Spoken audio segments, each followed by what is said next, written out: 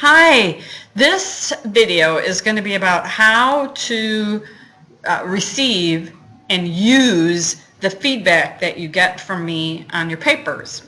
Okay, so I have this set up in this is the course that you're in, and I have it set up. I have a mock student account set up, and I'm in that right now, and I have submitted a paper and I've graded it. So we're going to go take a look at it, okay? So let me just give you a heads up on this particular assignment. The paper that we're actually going to be looking at is not one that you have been assigned. It's a paper that I previously have used in this course, but I don't use it right now. But the paper we're actually looking at is something that a student produced, and the markups and the comments that I gave on it are actually just the way that I grade. You'll recognize a lot of that. You'll go, oh yeah, I've seen those kinds of comments or those kinds of things, that kind of feedback on some of my papers. But we don't need to focus on the actual content of what this particular student wrote, because it's not an assignment that you guys have assigned to you. But that's not the important part of this video anyway. The important part is how to digest the feedback that you get from me and get the most out of it. Okay, so here I am as a student. I go, oh look, I got a 5.5 out of 10 on this. And what does this tell me? This says, oh, this is a solid start. Read the rubric feedback and follow the advice provided to earn more points. All right, rubric feedback.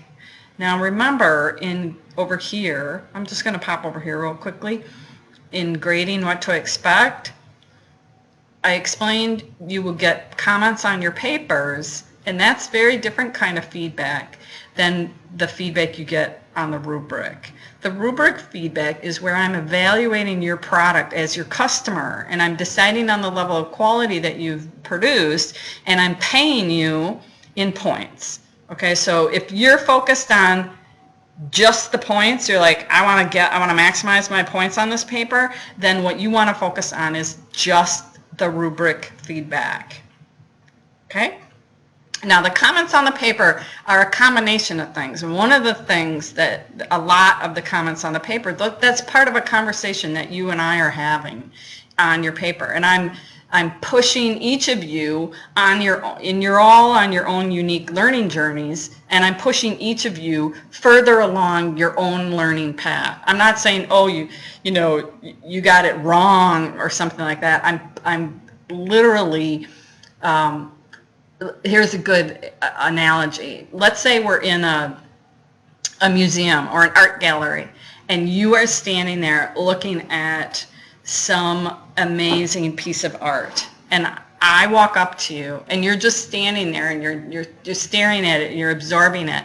And what I'm doing is I walk up to you, and I intentionally get up close to you, and I jostle you a little, which now you've got to like re-establish your footing, and you put you kind of go chit-chit with your feet, and now you're standing and slightly in your head kind of gets tilted, and you're kind of having a little bit of an emotional reaction to, why is this stranger just jostled me like that?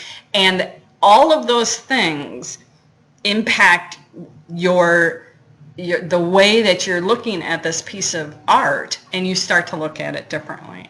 Now you might, the annoyance that you're feeling at me, a stranger who walked up to you and did that to you, could be part of that experience too. But that's kind of what I'm doing in some of the comments that I'm putting on your paper, is I'm trying to jostle your thinking to get you to see something that you hadn't seen before. Okay? But the main point here is that my comments on your papers is substantially, it's the content it's different content than the rubric feedback. So if you're focused on points, the place to look is the rubric feedback. Okay, so now let's go back over here and let's look at this particular assignment. So here I am as the student. I'm like, well, let's take a look at what's going on here. All right, here's my score. And there's that same comment. This is a solid start. Read the rubric feedback and follow the advice provided to earn more points. Oh my God, what is all this? What did Dr. Chandler have to say about my paper? Now this, because it appears right away like this may be really enticing, and you may want to go click on every single one of these or scroll through the paper and go, what did she say here? What about, what's this? What's that? What's this? My strongest recommendation is to ignore all that for the moment, because this is the comments on the paper, right? This is not the rubric feedback, and this is not the place to start if your focus is on earning more points with the assignment.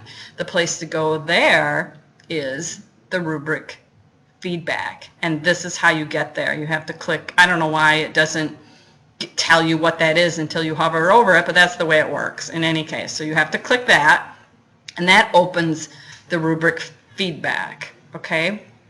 Now, these are the rubric items. You've seen those before. These are the levels. You can get the insufficient level, the attempt made level, or the proficient level.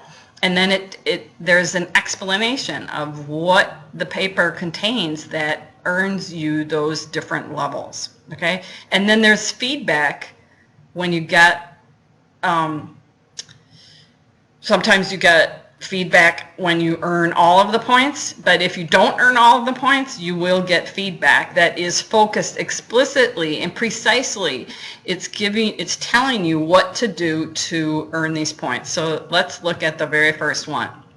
This student had got a 0, an insufficient for this particular area, and the feedback says find the explicit 7 steps to follow to earn these points in the week 1 items.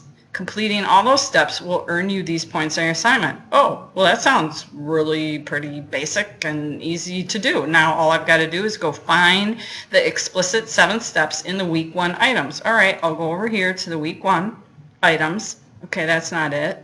Oh, look at here. Whoops. My screen just flashed there. Rubric area, analyzing your biases. Here are the steps for earning those points in your papers. Step 1, 2, 3, 4, 5, 6, 7. Oh, here it is.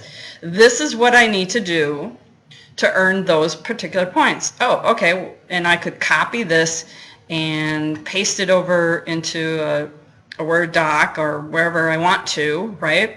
It says it can be challenging to identify the ways in which you benefit from using your biases, but I do benefit from using my biases. That's why I've developed them. And you can read the rest of this yourself, right? So that's what that item was telling me I do. There's the 7 steps that I need to follow, okay? So I'm not getting lost in all of those comments. I'm just this I got all the points. All right, here I got 0 points. What does this say? This says find the course announcement that addresses this rubric area. Read it and follow it to earn those points. Oh, okay, I can do that. Over where is it?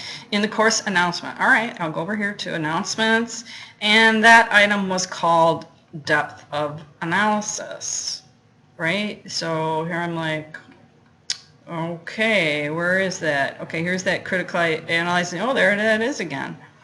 Depth of analysis. Here, oh, earning the depth of critical analysis rubric area points. How to do that.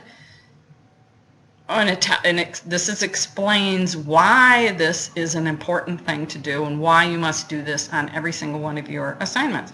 Oh, this has 4 steps. 1, 2, 3, 4. Okay, I'm going to copy those and paste those in the same Word document. Hey, I can use those. I can put those in my kind of like my outline for writing my papers. And I just have to complete those 4 steps here and 7 steps there to earn these 2 points here and those 2 points there, which I didn't earn on that particular paper. All right, let me go back to my paper and see what else I got there. So I've got, now I know what I need to do in those, for those 2 areas where I got 0 points. Okay, and here where I got half a point, there's 1 point total available for formatting, and it says follow APA.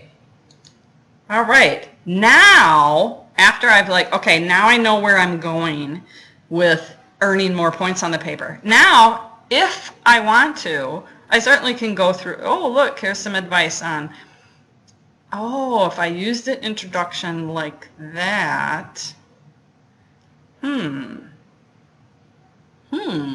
this might be interesting. that sounds like good advice. Maybe I want to do that. All right, and I'm reading other comments on the paper. Spelling things correctly, that's part of APA, okay? That would be helpful for me to spell things properly. Oh, look, I have citations missing. And keep in mind that I don't identify every possible place where you have something that's not in compliance with APA. That's every student's responsibility to do that. If the comment says follow APA, that means that's your job to go find out all the places where you're not in compliance with APA and make the adjustments. So that's my strongest recommendation about how to read the feedback is go straight to the rubric and just zero in on that. I know everyone has a limited amount of time to invest in this work, and nobody wants to make extra work for themselves. So the last thing I will note that is over here under rating and assistance, these things are not very long. Creating an outline. Oh, look, citations and formatting. Hey, look at that. Look, I mean, it's only 4 pages long, tells you do this, do that, here's some rules, when in doubt, do this. Look, it's even like telling you how to do some of these. Well, you don't have tables and headings, don't worry about that part. But there is that. There's some other writing assistance in there about using the word you in your papers. Some more citation challenges addressed there. So make use of this valuable information if you've gotten the follow APA notation. And that's only after you've done your cost benefit analysis and you really do want to invest the time and energy to earn that half a point. It is only half a point.